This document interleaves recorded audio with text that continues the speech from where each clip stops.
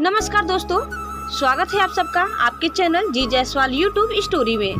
दोस्तों, आज हम लेकर के आए हैं सिंहासन बत्तीसी की 24वीं पुतली करुणावती की कहानी। आइए दोस्तों, हम आगे बढ़ते हैं और कहानी को जानते हैं। आगे बढ़ने से पहले आप इस चैनल में नए हैं तो प्लीज इसे सब्सक्राइब कर लें। वीडियो को अंत तक देखिए। हमारा यह वीडियो आपको कैसा लगा कमेंट बॉक्स में जरूर बताइए। आइए दोस्तों, हम आगे बढ़ते हैं और पुतली करुणावती की कहानी को जानते हैं। 24वीं पुतली करुणावती ने जो कथा कही वह इस प्रकार है। राजा विक्रमादित्य का सारा समय ही अपनी प्रजा के दुखों का निवारण करने में बीतता था। प्रजा की किसी भी समस्या को वे अनदेखा नहीं करते थे। सारी समस्याओं की जानकारी उन्हें रहे, इसीलिए वे भेष बदलकर रात में पूरे राज्य में आज किसी हिस्से में कल किसी और में घुमा करते थे। उनकी इस आदत का पता चोर डाकुओं को भी था, इसीलिए अपराध की घटनाएं छिटपुट ही हुआ करती थी। विक्रम चाहते थे कि अपराध बिल्कुल मिट जाए ताकि लोग निर्भय होकर एक स्थान से दूसरे स्थान की यात्रा करें तथा चैन से नींद सो सके। ऐसे ही एक रात विक्रम भेष बदलकर राज्य के एक हिस्से में घूम रहे थे कि उन्हें एक बड़े भवन से लटकता एक कमंद नजर आया। इस कमंद के सहारे जरूर कोई चोर ही ऊपर की मंजिल तक गया होगा। यह सोचकर वे कमंद के सहारे ऊपर पहुँचे। उन्होंने अपनी तलवार हाथों में ले ली ताकि सामना होने पर चोर को मौत के घाट उतार सके। तभी उनके कानों में स्त्री की धीमी आवाज पड़ी तो कोई चोर स्त्री है। यह सोचकर वे उस कमरे की दीवार से सटकर खड़े हो गए जहां से आवाज आ रही थी। कोई स्त्री किसी से बगल वाले कमरे में जाकर किसी का वध करने को कह रही थी। उसका कहना था कि बिना उस आदमी का वध किए हुए किसी अन्य के साथ उसका संबंध रखना असंभव है। तभी एक पुरुष स्वर बोला कि वह लुटेरा अवश्य है, मगर किसी निरपराध व्यक्ति की जान लेना उसके लिए संभव नहीं है। वह स्त्री को अपने साथ किसी सुदूर स्थाने जाने के लिए कह रहा था और उसे विश्वास दिलाने की कोशिश कर रहा था कि उसके पास इतना अधिक धन है कि बाकी बची जिंदगी वे दोनों आराम से बसर कर लेंगे। वह स्त्री अंत में उससे दूसरे दिन आने के लिए बोली, क्योंकि उसे धन बटोरने में कम से कम 24 घंटे लग जाते। राजा समझ गए कि पुरुष उस स्त्री का प्रेमी है तथा स्त्री सेठ की पत्नी है जिसका यह भवन है।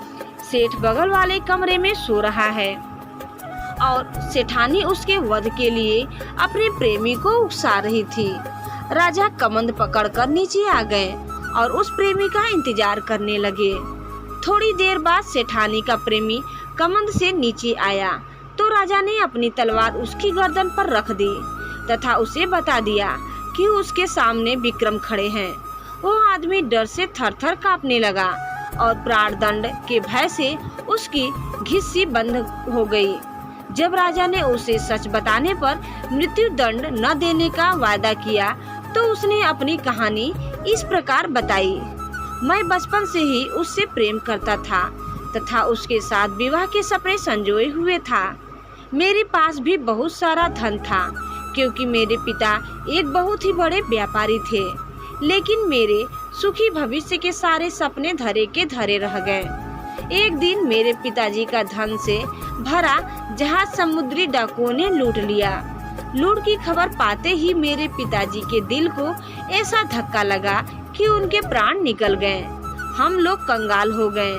मैं अपनी तबाही का कारण उन समुद्री डाकुओं को मानकर उनसे बदला लेने निकल पड़ा। कई वर्षों तक ठोकर खाने के बाद मुझे उनका पता चल ही गया। मैंने बहुत मुश्किल से उनका विश्वास जीता तथा उनके दल में शामिल हो गया। अवसर पाते ही मैं किसी एक का वध कर देता। एक एक करके मैंने पूरे दल का सफाया कर दिया और लूट से जो धन मिले उन्होंने एकत्र किया था वह लेकर अपने घर वापस चला आया। वह आदमी रोता हुआ राजा के चरणों में गिर पड़ा तथा अपना अपराध क्षमा करने के लिए प्रार्थना करने लगा। राजा ने मृत्यु दंड के बदले उसे वीरता और सत्यवादिता के लिए ढेरों पुरस्कार दिए। उस आदमी की आंखें खुल चुकी थी दूसरे दिन रात को उस प्रेमी का भेष बदलकर वे कमंद के सहारे उसके प्रेमिका के पास पहुँचे। उनके पहुँचते ही उस स्त्री ने स्वर्ण आभूषणों की बड़ी सी थैली उन्हें अपना प्रेमी समझकर पकड़ा दी और बोली कि उसने विष खिलाकर सेठ को मार दिया और सारे स्वर्ण आभूषण ही और हीरे जवाहरात चुराकर चुनकर इस थैली में भर दिए। जब राजा कुछ नहीं बोले तो उसे शक हुआ और उसने नकली दाढ़ी मूछ नोच ली।